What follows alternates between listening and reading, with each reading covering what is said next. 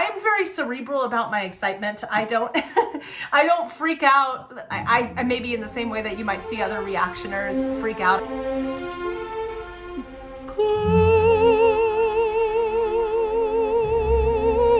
Hello, wonderful humans. Welcome back to the Cecilia Music YouTube channel. My name is Taylor Gonzaga. I'm also known as Cecilia as a stage name, and I run this company, this channel that's kind of turning into like an arts and media company as time goes on. I am working really hard on getting back into making consistent reaction and analysis content. And then the other thing I wanted to mention real quick, I have an EP of original music that recently came out. It's called Empire. One of my favorite songs from the EP is actually its title track, Empire itself, which is a really empowering anthem that I wrote at a low point in my life to kind of bring myself up, and I hope it resonates with all of you too. But a lot of the music is like experimenting with really big feelings I felt throughout my 20s, melded with a lot of genres of music that were really important to me in my youth. There's a lot of early 2000s pop influences, some disco retro influences in there, a little bit of soft rock, alternative.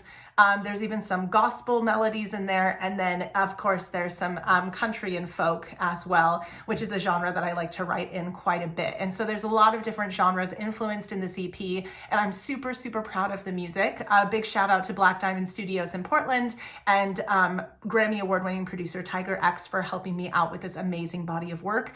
All of the lyric videos are up on our YouTube channel, and then you can also stream me on Spotify and all other popular music streaming sites under the stage name Cecilia in all caps, and we'll put more information down in the description of this video for that. I am blind reacting to this, so I've never heard this before. I don't blind react a ton. I usually like to watch the videos in advance, and it's called Some Type of Skin. It's a live performance via the Vivo Studio in New York City by Aurora herself, and I've heard wonderful things. This came highly recommended by another follower of the channel, so thank you so much for the recommendation, and I hope you enjoy this video. As always, if you want to hear this song uninterrupted, you can go ahead and go support the original artist. Aurora is absolutely fantastic if she's not an artist you know of already.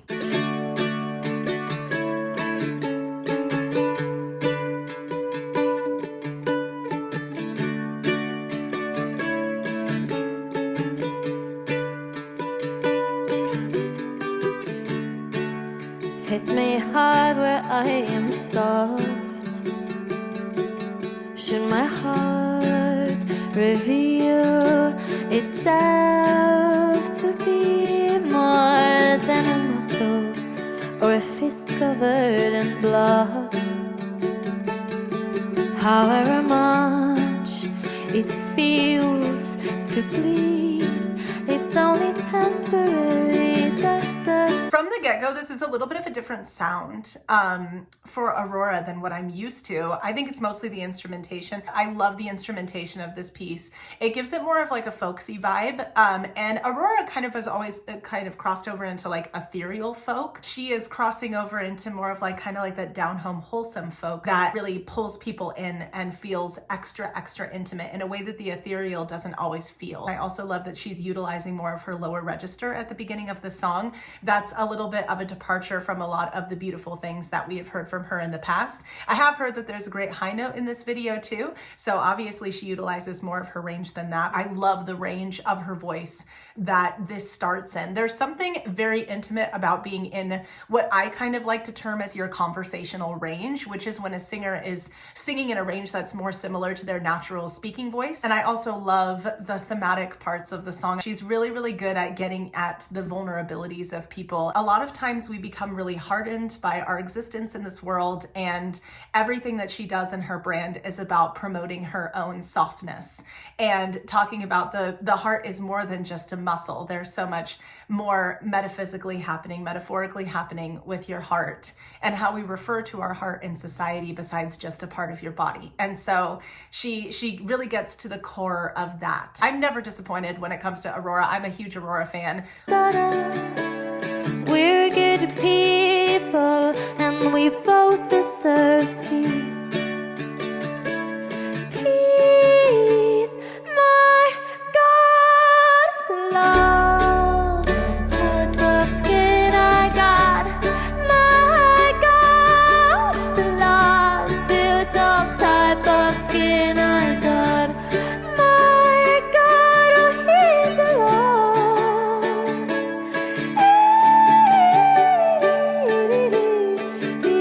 love how this song is kind of about, like, it really gives off giving into the love vibes a little bit from her, but even more intimate and just kind of like surrendering to that love. And that's something that she's, like I've said before, she's always been able to capture that I just think is so beautiful. But besides what's happening thematically here, what I love is that she utilizes every part of her range, not just as an instrument, but also as a storytelling device. And so the vulnerability and the freedom, she likes those two ideas in her songs to coincide with each other a lot, is reflected both here by the vocals. The vulnerability by the very intimate conversational qualities of the song, and the freedom by utilizing every part of her range for all of those beautiful, free, folk-like melodies that you're hearing, and all of the vocal ornamentation that she's choosing to adopt.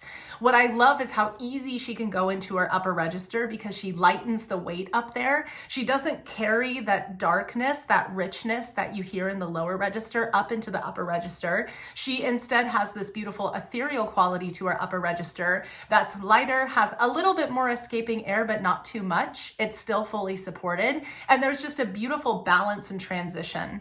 And I think something that a lot of singers, especially in Western singing traditions, can really miss the mark on is the fact that she leans into contrasts in her voice. So she's not just choosing to use these two registers and try to make them sound as similar to each other as possible. She's actually taking advantage from a storytelling angle of how different these different registers sound by conveying different ideas with each one. And she has such an inherently agile voice that the combination of releasing that weight in the upper register with also taking advantage of the things her voice has a natural affinity for turns into this really, really beautiful otherworldly experience for the audience. So as you can tell, I'm getting excited. Let's keep going. I guess I should build some type of skin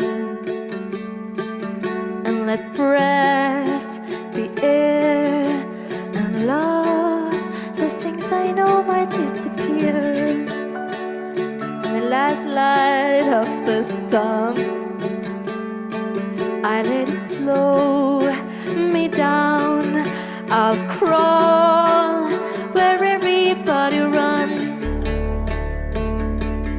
We're good. I love the "I'll let it crawl where everybody runs" line. I also love the fact that a lot of the messaging in her song talks about the inherent ups and downs of the journey through life and human nature, and how us humans tend to expect so much of ourselves. We expect ourselves to go just as fast in life as so many other people, and we compare ourselves to so many other people. And she's just like, I'm fine indulging in the moment. I'm fine crawling when everybody runs. I'm fine not going too fast through life.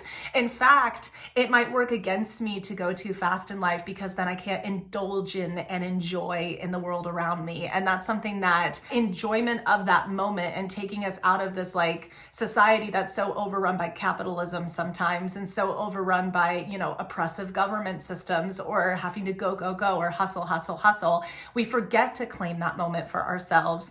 And I think the more that we forget to claim that moment for ourselves, the more we start to lose our inherent humanity, and artists like Aurora are all about calling that back to us. She also does this in her performance presence, which it's interesting because a lot of people online refer to her performance presence as a little bit more free. Some people on the more negative end have said that it's chaotic or impulsive. I think that it's more just she's letting the music speak to her and letting the music guide whatever her body's gonna do.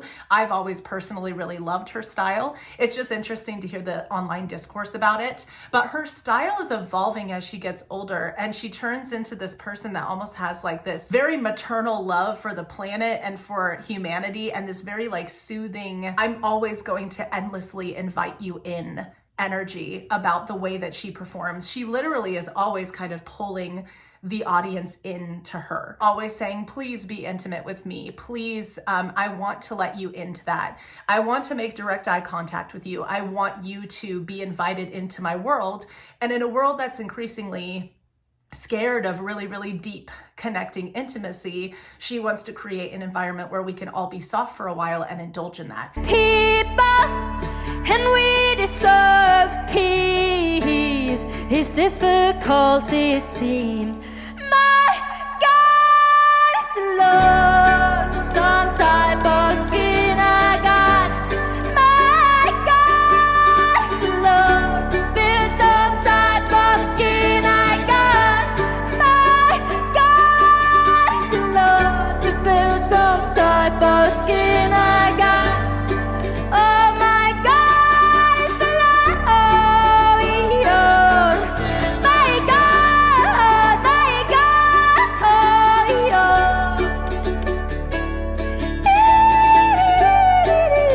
really fun transition. I don't mean to interrupt in the middle of an ornament for her, but that was a really, really fun transition because she was doing all of these determined moments where she was belting and she was more in her chest register, bringing kind of a mix of the chest and the head voice, which kind of happens in the upper middle into play. And then she switches into that beautiful, like whistly, ethereal upper register again. It's so easy for her to do that because she knows where those rapid pressure releases have to happen in her voice. And that's so gorgeous. And this is something I do in my studio a lot. I'm a very expression first teacher in my studio. We wouldn't have vocal science without the ability or the desire to tell a story. And so what she does here is she's letting the storytelling guide her vocal technique. That's informing all of these transitions between registers that she's doing. That upper register, more ethereal side that comes out is sort of a release for the audience as well after having just heard her belt for so long. So she knows how to create those kind of like dynamic balances within her performance that is effective not only for the storytelling, but also for endurance and longevity, getting through songs that involve this much of a vocal acrobatic nature, which is a very Aurora thing to have in a piece.